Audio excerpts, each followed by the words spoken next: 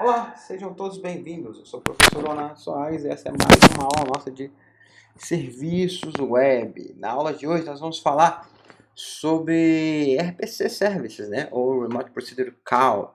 Bom, primeiro vamos passar uma introdução bem rapidinha para depois a gente já seguir a nossa ideia de estar sempre implementando e tal, que é o principal da nossa matéria, né? Bom, o que é a ideia do RPC em si? Bom, de uma forma geral, o conceito está praticamente incluso no nome, né? O que é um Remote Procedure Call? É você chamar uma função remota. Então, eu tenho uma aplicação A e eu vou executar uma função X, só que essa função X está em outra máquina, está em um computador distribuído, está em um outro servidor. No nosso caso aqui, vai estar rodando sobre o protocolo HTTP. Então, eu vou de dentro de uma aplicação que pode ser local, pode ser web, né? No nosso caso, nós estamos implementando tudo em aplicação web, né? Então, tanto o nosso cliente quanto o nosso server são aplicações web, mas no caso aqui, geralmente, o que é obrigatoriamente uma aplicação web é o servidor, e o cliente poderia ser uma aplicação desktop, ok? Mas no nosso caso, nós vamos fazer as duas coisas. E aí, essas aplicações, de uma forma geral, elas têm um endpoint só, ou seja, uma URL só, e eu geralmente deixo público, eu transpareço nessa URL de alguma forma, seja um parâmetro, seja um dado enviado junto com o cabeçalho, alguma coisa do tipo, a função que eu quero que seja executada. Diferente das aplicações REST que nós estávamos vendo nas aulas passadas, onde eu disponibilizava um serviço, vamos dizer assim, um recurso que não era obrigatoriamente exatamente igual a uma função. Eu poderia ter várias funções ali que concluíram em um serviço X e eu dei um retorno Y. Ok? Aqui não, aqui eu estou realmente dando um acesso a uma função do meu código. Então o cara entra no meu URL, ali naquela URL ele me informa qual função que ele quer executar e eu executo aquela função para ele. Eu estou dando acesso a ele de forma remota a uma função do meu código. Ok? Bom, para fazer isso, obviamente eu vou ter que, se eu vou usar o mesmo URL, eu vou precisar que o cara me informe qual é a função e os parâmetros que essa função precisa, né? Se essa função, por um acaso, recebe parâmetros, eu vou precisar que o cara me informe também esses parâmetros na URL. É muito importante, deixa até eu ficar maior para vocês poderem conversar comigo. É muito importante que você não confunda, que nós estamos estudando o conceito geral de RPC.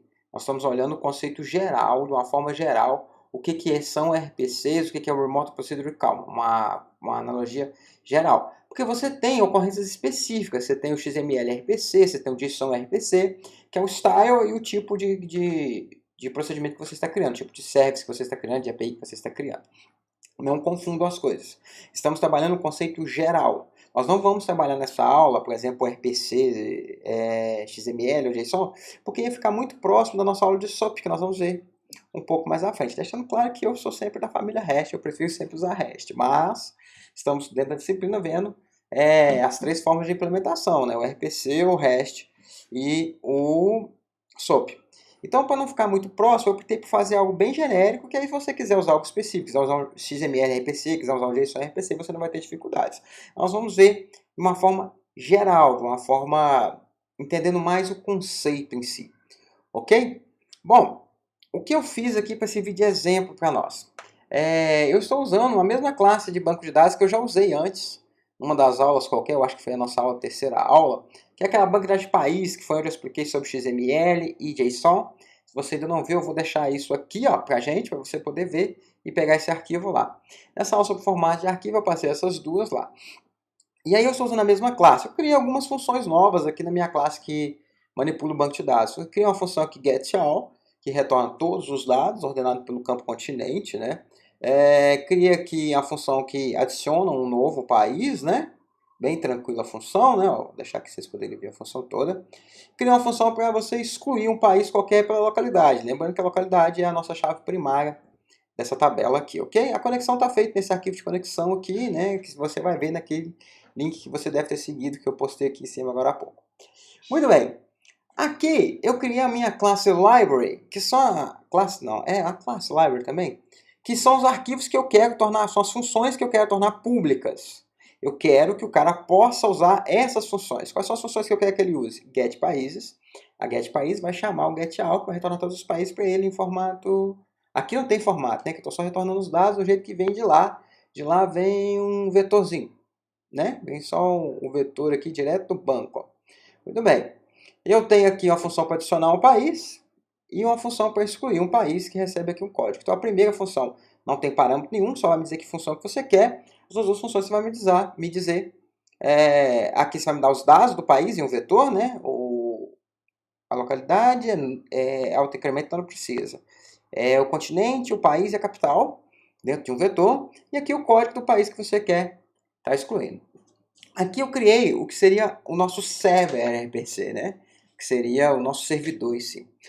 Repare o seguinte, eu estou incluindo a nossa library, que eu vou usar, né? Cria aqui o objeto dela. Aí eu estou olhando se eu tenho um parâmetro via action. Lembra que está todo mundo vindo para a mesma URL? Então eu estou olhando se eu tenho um parâmetro chamado action, que é a ação, que é a função que eu quero. Então todo mundo vem para cá. Aqui eu separo qual função que o cara quer executar pelo action. Se o action for get países, a função que ele quer executar é get países. A ideia do RPC é realmente deixar pública a função. Eu torno externo o nome da função, você vai usar o get países. Ok? Aí eu venho aqui e falo que o data recebe o get países, vai rodar a minha funçãozinha lá, pegar o get all, retornar para ele. Eu setei aqui o meu content type como JSON e eu mando ele imprimir o JSON encode para ele pegar o meu vetorzinho lá que vai ser retornado pela minha função no formato JSON e eu mando imprimir isso. Dei como retorno para o cara um JSON com todos os países. Se ele chamar o add país, eu pego e estou recebendo esses dados via post. Então, quando você fizer uma requisição para a minha função, você vai me mandar para esse endpoint, para essa URL, que é o rpc.php no meu servidor ali, você vai mandar o action igual a add país, você quer adicionar o país, e você vai me mandar os dados do país via post. Ok? Podia estar mandando um JSON, podia estar mandando uma coisa, mas aqui está mandando um postzinho. E aí eu vou passar esse post lá para o cara, ele vai pegar aqui de dentro. Ele vai pegar lá os dados, vai passar lá para o add país, aqui no novo, ele vai arrancar esses dados aqui, que são os dados do meu vetorzinho lá para eu poder incluir o país, né? Que é o continente, o país e a capital. E se você me mandar aqui o localidade, o del país, você vai me passar a localidade. E aí você vai passar essa localidade via get. Então nós temos três requisições diferentes. A primeira requisição, você não passa dado nenhum, só o URL, eu te retorno os países. A segunda requisição, você me passa a função que você quer executar, que no caso é a função add país, e eu vou te retorno e vai me passar os dados via post. Eu vou lá e faço a inclusão. E o terceiro aqui, você me dá o del país, você me manda, além da ação na URL, que é o action, que é a função que você quer, você me manda a minha localidade na URL. Eu vou pegar ela via get. A gente tem as três formas aqui. Certo? Repare que aqui e aqui, como eu não estou trabalhando com retorno, eu estou retornando o código de resposta 200. Aí, código de resposta HTTP 200 é o ok, né? A requisição deu certo. Se tivesse algum problema, aí seria uma mensagem de erro, ou 400, ou 500, depende se o erro é do cliente, começa em 4, ou se o erro é do servidor, começa em 5, né? Se o usuário quiser do lado de lá pegar o status da conexão, ele vai poder ver e ver que deu certo. Se tivesse algo diferente, eu teria respondido aqui algo diferente. No caso do try-catch, quando dá um erro, eu retorno um erro de 400. Então, eu no batch request, tem algum formato errado, tem alguma coisa errada na sua requisição, por isso que eu não consegui fazer. No del país, o mesmo esquema, tá vendo? Só respondo com o código, se der tudo certo, se tiver alguma coisa errada, eu vou lá e aviso, tem um problema qualquer aqui com a sua requisição. Se o cara tentou acessar uma outra função que não existe, que as funções que eu estou tornando públicas são o get país, o add país e o del país. Se ele tentou fazer qualquer outra coisa, ele vai cair aqui no default. O default vai só dizer para ele, não existe essa função que você está tentando usar, não é nenhuma das 6 que eu estou disponibilizando. Tranquilo? Como que nós vamos consumir esse serviço? Aqui está tudo no mesmo servidor, mas imagine que não, são servidores diferentes, né? Eu criei uma pequena interfacezinha aqui, onde eu faço as minhas requisições aos meus serviços web, né? Então a primeira coisa que eu olho aqui é o seguinte, se chegou para minha URL uma localidade, então se existe aqui a localidade, esse é o meu cliente aqui agora, ok? Aí o que o meu cliente faz? Se eu tenho uma localidade, ele vai, acessa o meu servidor, esse é o endereço do meu servidor, né? Lá no act eu passo del país e localidade igual à minha localidade. Então o meu cliente manda na requisição via get o action del país, é essa função que vai ser executada, e a localidade, com o código da localidade que eu quero que ele exclua. Certo? Eu vou mostrar para vocês como é feita essa chamada, o front está aqui embaixo. Se você tiver me recebido aqui um inserir, é que você enviou um formuláriozinho querendo preencher fazer um insert. Aí o meu cliente recebeu o seu insert, você recebeu o seu pedido de inserção, ele tem que mandar o servidor, que a função que inclui está lá no servidor, o banco de dados está remoto. Então o que eu vou fazer? Eu crio aqui um curl init, né?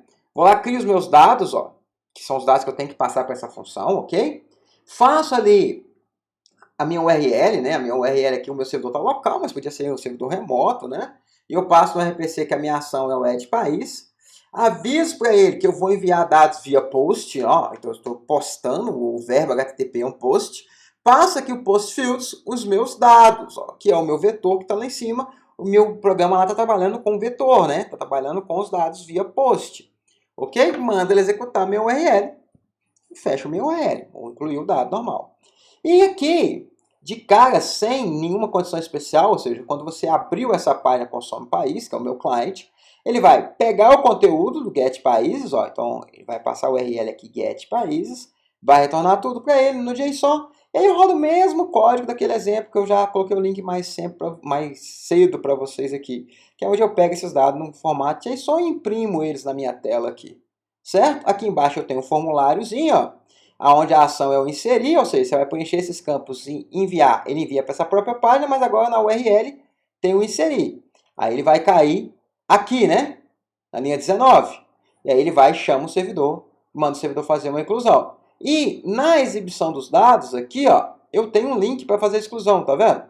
E manda aqui para a própria página, olha a interrogação, sem nome de página, e passa o dado da localidade aqui. Aí a localidade vai existir, ele vai e vai chamar aqui o meu server para fazer a exclusão do país. Ok? Vamos visualizar esse servidor em execução. Então, eu tenho aqui a página inicial, está só na página, então aqui está só no consome país, então não tem nada, ele só exibiu os dados lá para mim. Ele rodou a função getAll, que deu os dados para ele, ele pegou os dados e plotou aqui. Ok? Se eu quiser cadastrar um país aqui, vamos cadastrar aqui no continente Europa.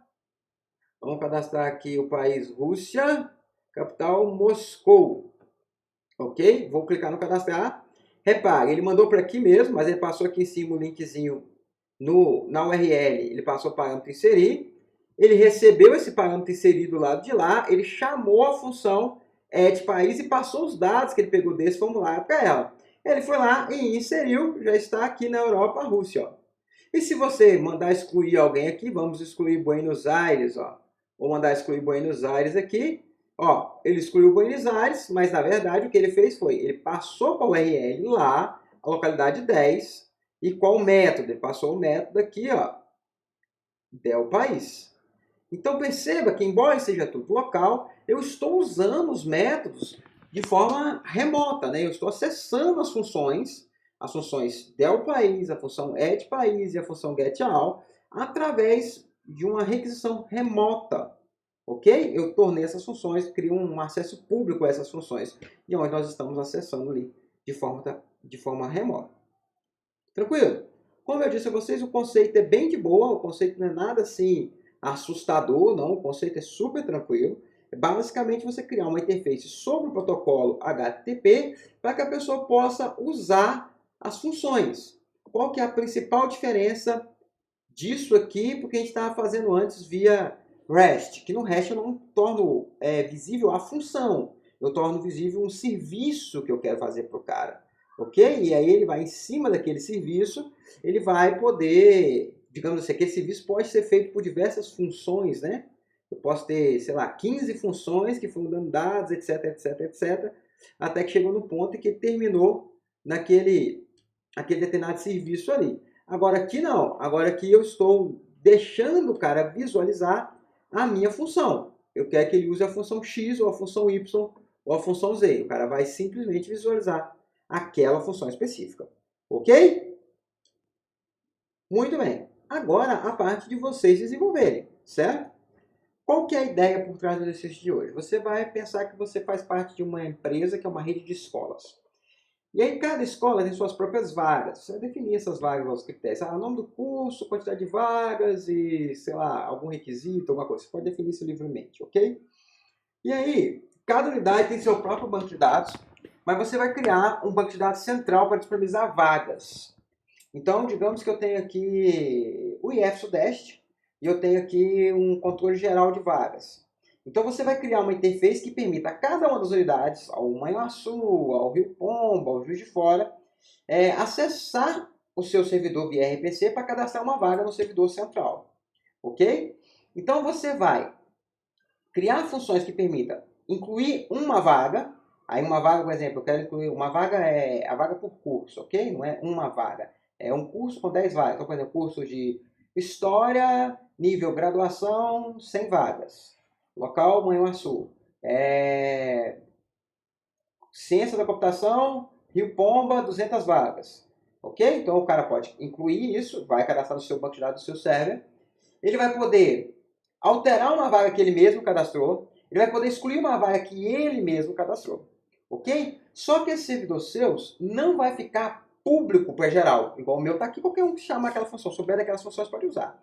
Vocês vão ter que criar um mecanismo de segurança, aonde você controle quais são as unidades. Você pode criar uma contra-chave, cada unidade vai ter uma chave, por exemplo, vai ter lá um hash qualquer, e eu mando na requisição meu hash. Aí, pelo aquele hash, você olha no meu cadastro, sabe, esse hash é de Manhuaçu, então eu vou cadastrar essa vaga para Manhuaçu. Ou esse hash é de Juiz de Fora, vou cadastrar essa vaga para Juiz de Fora. Você vai criar um mecanismo de controle qualquer, pode exigir autenticação, criar usuários, emendando com as aulas para trás.